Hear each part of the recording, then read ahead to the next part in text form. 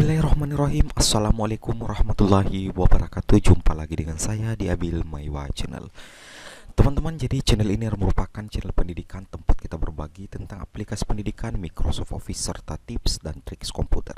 Jadi pada hari ini saya akan berbagi sebuah video tutorial atau video informasi tutorial tentang kriteria-kriteria guru honorer ataupun guru PNS yang berhak menerima tunjangan khusus berdasarkan Peraturan Menteri Pendidikan dan Kebudayaan Nomor 19 Tahun 2019 tentang petunjuk teknis penyaluran tunjangan profesi, tunjangan khusus dan tambahan penghasilan guru pegawai negeri sipil daerah.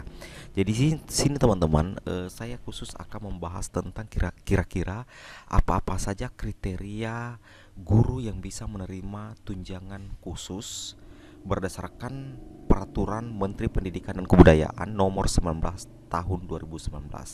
Jadi teman-teman, video ini juga berlaku untuk guru honorer maupun guru PNS. Oke teman-teman, kita langsung ke videonya saja ya. Jadi di sini kita akan selalu mempunyai landasan hukum ya. Apalagi kalau kita berbicara tentang tunjangan, jadi alangkah baiknya kalau ketika kita membahas tentang persoalan-persoalan tunjangan, kita mempunyai semacam landasan hukum teman-teman ya, landasan-landasan hukum agar informasi yang kita sampaikan itu betul-betul valid dan ada dasar hukumnya. Oke, jadi teman-teman, dasar hukumnya di sini adalah Permendikbud nomor 19 tahun 2019 salinan lampiran kedua. Jadi di sini teman-teman perlu teman-teman pahami bahwa tunjangan khusus di sini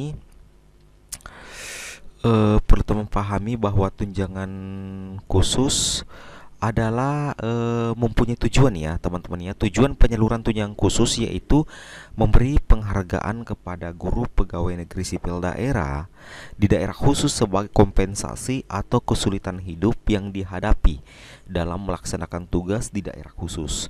Yang kedua adalah mengangkat martabat guru PNSD, meningkatkan kompetensi guru PNSSD, memajukan profesi guru PNSD, meningkatkan mutu pembelajaran dan meningkatkan pelayanan pendidikan yang bermutu di daerah khusus. Jadi jadi itulah dua tujuan utama penyaluran tunjangan khusus teman-teman berdasarkan Permendikbud nomor 19 tahun 2019 ya. Seperti itu teman-teman ya. Kemudian teman-teman perlu pahami bahwa tunjangan khusus ini bukan hanya diberikan kepada pegawai negeri sipil teman-teman ya, tetapi juga diberikan kepada guru honorer yang memenuhi persyaratan dan berada di daerah khusus. Saya ulangi ya, tunjangan khusus ini juga diberikan kepada guru honorer atau guru bukan PNS. Seperti itu teman-teman ya. Oke, kita coba lanjut teman-teman ya. Kita perbesar sedikit. Nah, di sini kita coba scroll ke bawah. Ya. Di sini teman-teman ya, berdasarkan Permendikbud nomor 19 tahun 2019 tentang penyaluran tunjangan profesi ya, tentang penyaluran tunjangan profesi, tunjangan khusus dan tambahan penghasilan guru. Di sini saya langsung akan membahas tentang kira-kira apa kriteria penerima tunjangan khusus. Nah, kira-kira apa kriteria penerima tunjangan khusus? Jadi kriteria yang pertama yang harus teman-teman pahami agar teman-teman guru PNS ataupun guru honorer bisa mendapatkan tunjangan khusus ya. Kriteria pertama adalah guru yang bertugas pada satuan pendidikan di daerah khusus yang daerahnya ditetapkan oleh menteri ya. Di sini ditetapkan oleh menteri teman-teman ya, dengan kriteria jumlah penerima tunjangan khusus pada satuan pendidikan tidak melebihi guru ideal pada satuan pendidikan tersebut. Kemudian B, daerah khusus merupakan desa yang sangat tertinggal berdasarkan pada data dari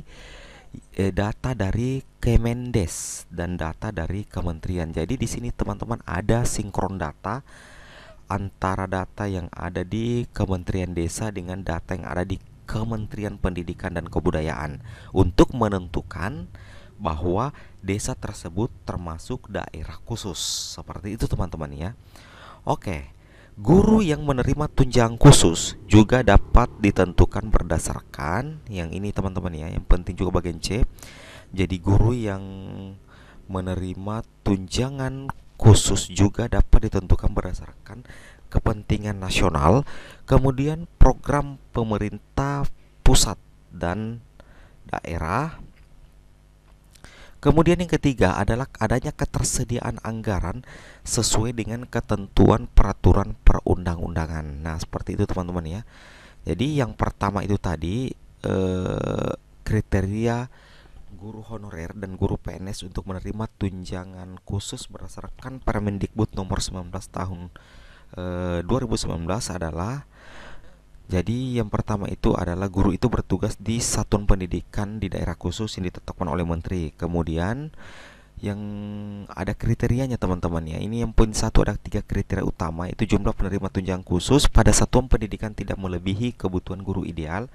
Bagian B, daerah khusus merupakan desa tertinggal ya, desa tertinggal berdasarkan data dari Kemendes. Jadi ada rekomendasi dasar dari Kemendes dan data dari kementerian. Seperti itu teman-teman ya. Kemudian guru yang menerima tunjangan khusus juga dapat ditentukan berdasarkan kepentingan nasional ya. Jadi ada kepentingan nasional. Kemudian berdasarkan program prioritas pemerintah pusat. Kemudian adanya ketersediaan anggaran sesuai dengan ketentuan peraturan perundang-undangan. Seperti itu teman-teman ya.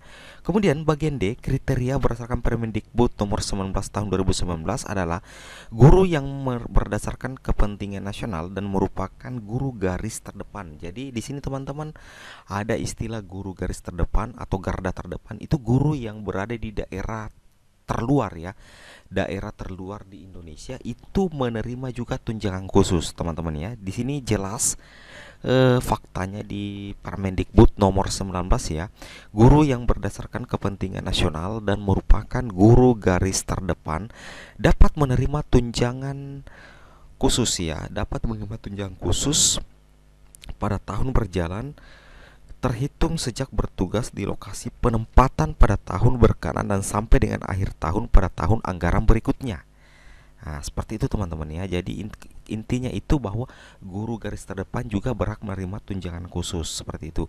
Kemudian berikutnya adalah memiliki nomor unik pendidik dan tenaga kependidikan NUPTK. Jadi sebuah apa ya, jadi NUPTK itu adalah persyaratan wajib bagi teman-teman guru PNS atau guru honorer agar bisa mendapatkan tunjangan khusus dari pemerintah. Jadi di sini jelas bahwa NUPTK itu adalah persyaratan yang sangat utama teman-teman, yaitu memiliki ini saya blok ya, memiliki nomor unit pendidik dan tenaga kependidikan atau NUPTK. Ini sudah jelas sekali teman-teman ya.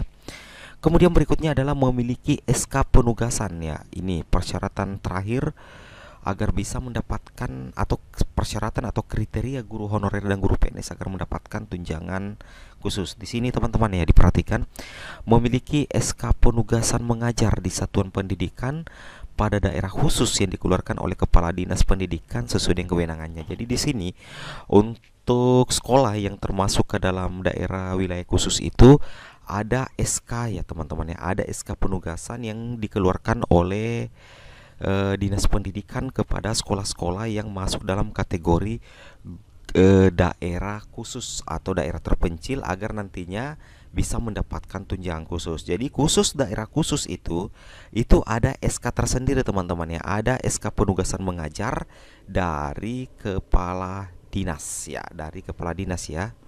Seperti itu, jadi memiliki SK penugasan mengajar di satuan pendidikan daerah khusus yang dikeluarkan oleh kepala dinas. Nah, di situ jelas terpampang teman-teman ya.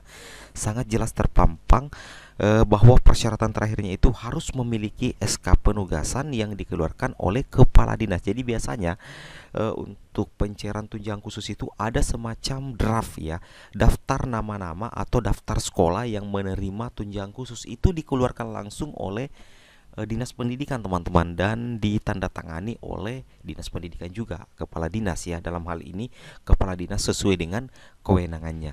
Jadi di sini teman-teman ya, itulah dasar-dasar hukum kriteria penerima tunjangan khusus berdasarkan Permendikbud nomor 19 tahun 2019. Seperti itu teman-teman ya. Nah, oke teman-teman, mungkin cukup sampai di sini video tutorial informasi saya. Semoga bermanfaat dan saya akhiri dengan ucapan wabillahi taufik wal hidayah. Assalamualaikum warahmatullahi wabarakatuh.